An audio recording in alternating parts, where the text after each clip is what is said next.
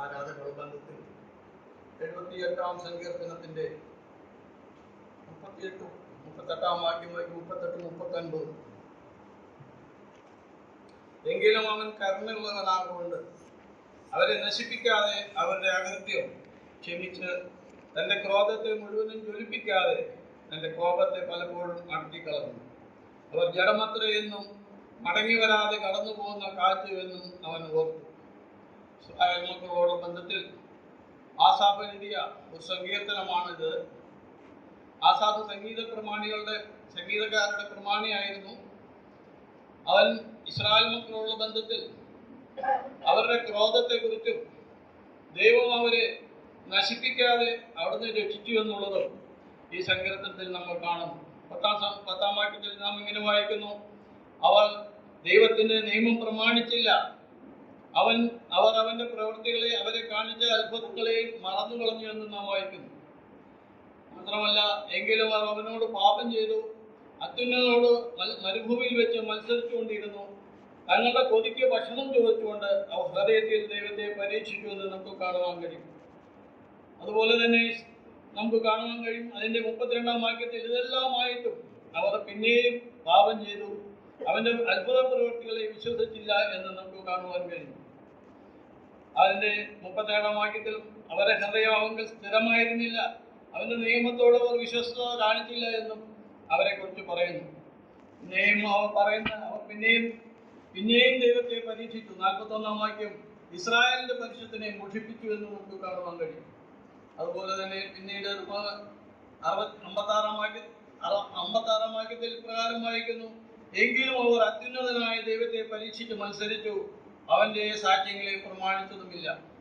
ഇവിടെ നാം ആരാധനയ്ക്കായി കടന്നു വരുമ്പോൾ ഇസ്രായേൽ മക്കൾ അങ്ങനെ ചെയ്തിട്ടും അവൻ കരുണയുള്ളവനാകൊണ്ട് അവരെ നശിപ്പിക്കാതെ അവരെ അകൃത്യം ക്ഷമിച്ച് തന്റെ ക്രോധത്തെ മുഴുവനും ജ്വലിപ്പിക്കാതെ തന്റെ കോപത്തെ പലപ്പോഴും അടക്കിക്കളഞ്ഞുവെന്ന് നമ്മൾ അവിടെ കാണുകയാണ്.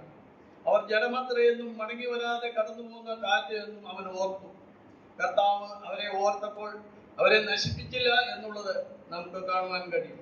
നമ്മളെ ഓർത്തപ്പോഴും കർത്താവ് അപ്രകാരം തന്നെയാണ് പറയുന്നത്. 103-ാം സങ്കീർത്തനത്തിന്റെ 14-ാം വാക്യത്തിൽ അവൻ നമ്മുടെ പ്രകൃതി അറിയുന്നുവല്ലോ, നാം പൊടിയെന്ന് അവൻ ഓർക്കുന്നു. നമ്മുടെ പ്രകൃതി അറിയുന്ന ദൈവം നാം പൊടിയെന്നാണ് അവൻ ഓർക്കുന്നത്. അതുപോലെ തന്നെ 115-ാം സങ്കീർത്തനത്തിന്റെ 12-ാം വാക്യത്തിൽ യഹോവ നമ്മെ ഓർത്തിരിക്കുന്നു എന്ന് നമുക്ക് അവിടെ കാണുവാൻ കഴിയും. അതുപോലെ 113-ാം സങ്കീർത്തനത്തിന്റെ 7-8 വാക്യങ്ങളിൽ ആ ഇപ്രകാരം വായിക്കുന്നു: എളിയവനെ പൊടിയിൽ നിന്നും ദരിദ്രനെ കുപ്പയിൽ നിന്നും ഉയർത്തി തന്റെ പ്രഭുക്കന്മാരോടുകൂടെ ഇരുത്തുവാൻ സാധിച്ച ദൈവം. നമ്മുടെ അവസ്ഥ ഒന്നും ഇതിലും വ്യത്യസ്തമായിരുന്നില്ല. നാം പാപികളായിരുന്നു, ദോഷികളായിരുന്നു, ദൈവത്തോട് അകന്നുപോയവരായിരുന്നു. എന്നാൽ നാം വിലാപങ്ങളിൽ വായിക്കുന്ന പോലെ നാം മുടിഞ്ഞു പോകാതെ ഇരിക്കുന്നത് അവന്റെ കരുണ, അവന്റെ ദയയാവുന്നു. കരുണ തീർന്നു പോയിട്ടില്ല. അത് രാവിലെ ഓറും പുതിയതും അവന്റെ വിശ്വസ്തത വലിയതെന്നും നമ്മൾ ഓർക്കുന്നു. നമ്മുടെ അവസ്ഥ നമ്മളെ ഓർത്തപ്പോൾ കർത്താവ് ആ ദൈവക്രോധം പുത്രനിൽ അവിടുന്ന് അർപ്പിച്ച് അവനെ തകർത്തു കളഞ്ഞു എന്നുള്ളത് നമുക്ക് കാണുവാൻ കഴിയും. 53-ാം യെശയ്യാവിന്റെ 53-ാം അധ്യായത്തിൽ നാം വായിക്കുന്നത്: അവനെ തകർത്തു കളവാൻ യഹോവയ്ക്ക് ഇഷ്ടം തോന്നി. അവനവന് ഇഷ്ടം വന്ന് അവനെ തകർത്തു കളവാനാണ് ഇഷ്ടം തോന്നിയത്. എന്തിനു വേണ്ടിയായിരുന്നു? ആ ദൈവക്രോധാഗ്നിയിലൂടെ കടന്നുപോയ കർത്താവ് നമ്മുടെ ആ ദൈവക്രോധാഗ്നിയിൽ വിടിവിക്കുവാൻ, നമ്മളെ ആ നിത്യമായ ആ ശിക്ഷാവധിയിൽ നിന്ന് നിത്യമായ രക്ഷയിലേക്ക് കൊണ്ടുവരുവാൻ അവൻ ആ ദൈവക്രോധാഗ്നിയിലൂടെ കടന്നുപോയി. അതാണ് ഈ മേശമേലിരിക്കുന്ന സാധന വസ്തുക്കൾ.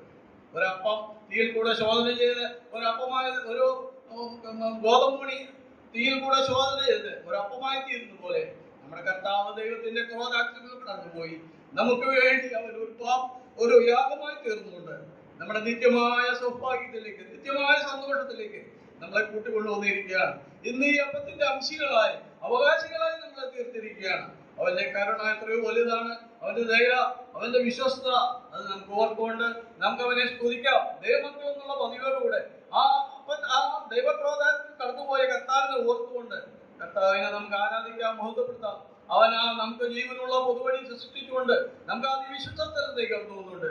അപ്പാ പിതാവേ എന്ന് വിളിക്കുന്ന പുത്രത്വത്തിന്റെ ആത്മാവിനെ പ്രാപിച്ചുകൊണ്ട് ആ വിശുദ്ധ മന്ദിരത്തിലേക്കുള്ള പ്രവേശനം സാധിപ്പിച്ചവരായി നമുക്ക് ആ വലിയവനായ കർത്താവിനെ ആരാധിക്കാൻ, ബോധപ്പെടുത്താം.